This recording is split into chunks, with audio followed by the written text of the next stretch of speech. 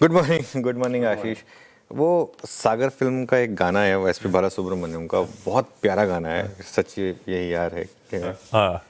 वो उसमें एक लाइन आती है कि सुनते थे हम ये जिंदगी गम और खुशी का मेल है, हमको मगर आया नजर ये जिंदगी वो खेल है, कोई सब जीते सब कोई हार दे, अपनी तो हार है यार मेरे। तो अपने मार्केट का ये हाल है, अपनी मार्केट में कोई कुछ हो जाए, कहीं कुछ हो जाए, हमारी मार्केट गिरती है। अभी क्या है ना, वो मुझे सुबह एक बहुत अच्छा एक वो सीन याद आया था, वो दिखाइएगा जरा। वो आई थिंक महाभारत में था ये, वो मुनि कहते हैं ना, जी भर कर लड़ो, समाप्त कर दो एक दूसरे को।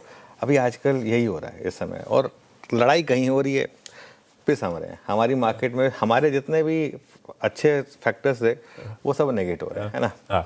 सब पे आऊँगा मैं, लेकिन बड़ा सवाल ये है कि क्या हम एक ब्रेकडाउन के करीब हैं। देखिए, हम ना 2 हफ्ते से, अब जब सीरियस बात पे आए थे, 2 हफ्ते से हम एक रेंज में रहे हैं।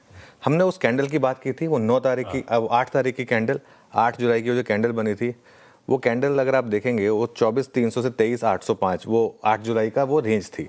वो 8 जुलाई से हमको जाते जाते 10 ट्रेडिंग सेशन, 10 ओवरऑल दिन और करीब करीब 7 ट्रेडिंग सेशन लग गए थे उस रेंज को बाहर तोड़ने में। जिस दिन वो रेंज टूटी उस दिन लगा कि चलिए फाइनली अब आप उस रेंज से बाहर आ गए हैं। 24,367 बस वो दिन था, और आज का दिन है वो 24,300 मेमोरी बन गया हमारी। और उसके बाद वो ब्रेकआउट फेल हुआ, उसके बाद 2 दिन मार्केट ने थोड़ी वार्निंग दी और उसके बाद फिर कोलैप्स हुआ।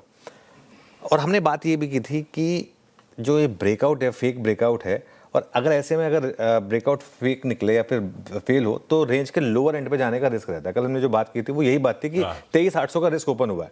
अब कल से हाई से और आज के बीच में लग रहा है कि वापस आप 23,800 पर जा रहे हैं। अब ये भी संभव है कि आप 23,800 पे भी ना रुकें, जैसे एक बार आप 24,300 पे नहीं रुके थे, एक बार के लिए 23,800 वाला 23,750 या 23,700 हो जाए, तब आपको लगे कि अब आप रेंज तोड़ चुके हैं और वहाँ पे कोई पॉजिटिव खबर आ जाए और मार्केट रिकवर हो जाए। ये चीज़ें होती हैं मार्केट में। तो जैसे एक रेंज का ब्रेकआउट फेल था, ऐसे ही हो सकता है रेंज का ब्रेकडाउन भी फेल हो। ये सब चीज़ें अगर और मगर वाली हैं, लेकिन असेंशियली हम एक रेंज में हैं मार्केट में बेसिकली। लेकिन इसमें कोई शक नहीं है कि बाजार में एक वापस फियर फैक्टर लौटा है। पैनिक नहीं है लेकिन फियर है। देखिए, 2 चीज़ें हैं, मार्च में पैनिक था, अभी डर है। तो अभी थोड़ा सा एक डर लौटा है मार्केट में, और डर ये है कि ये जो लड़ाई है फिर से कहीं लंबी ना खींचे।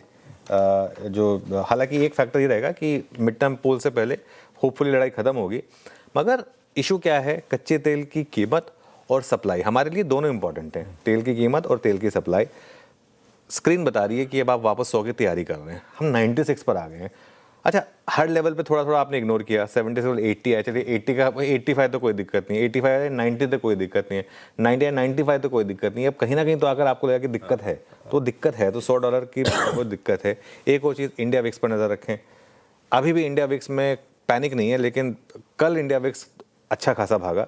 14.5 का आपका मेक और ब्रेक जोन है, 200 डे मूविंग एवरेज।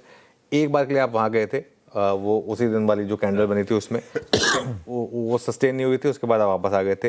ये नहीं टूटना चाहिए, ठीक है। अच्छी बात यह है कि मार्च जैसी पैनिक सेलिंग नहीं। मार्च में तो सब कुछ बिक रहा था, आप कुछ भी कर लें, हर स्टॉक सेल ऑफ, अच्छी खबर भी ले आए तो भी स्टॉक बिक रहा था, है ना। इस बार वो नहीं है। अच्छी खबरों पर स्टॉक पॉजिटिव रिएक्ट भी कर रहे हैं। जैसे बजाज ऑटो का एग्जाम्पल देख लीजिए, टीवीएस मोटर का एग्जाम्पल देख लीजिए, रिजल्ट के बाद अगले दिन भी ये स्टॉक चले। आज हो सकता है इटर्नल चल जाए, हो सकता है। तो ऐसे मतलब ये कच्चे तेल से जुड़े स्टॉक्स भी टूट नहीं रहे, गिर रहे हैं, लेकिन कोलैप्स नहीं आ रहा उन स्टॉक्स में। तो लेट्स सी। एक मेरी उम्मीद रहेगी, जो हम कल भी बात कर रहे थे, कि ये लड़ाई जल्दी खत्म हो। इस साल यूएस में मिड टर्म पोल्स हैं, कोई प्रेसिडेंट नहीं चाहेंगे कि वो एक लड़ाई के साथ पोल्स में जाएं, और लेकिन इस लड़ाई खत्म होना जरूरी है, क्योंकि इस समय हम बाकी फैक्टर्स को थोड़ा सा इग्नोर कर रहे हैं। दिक्कतें हैं।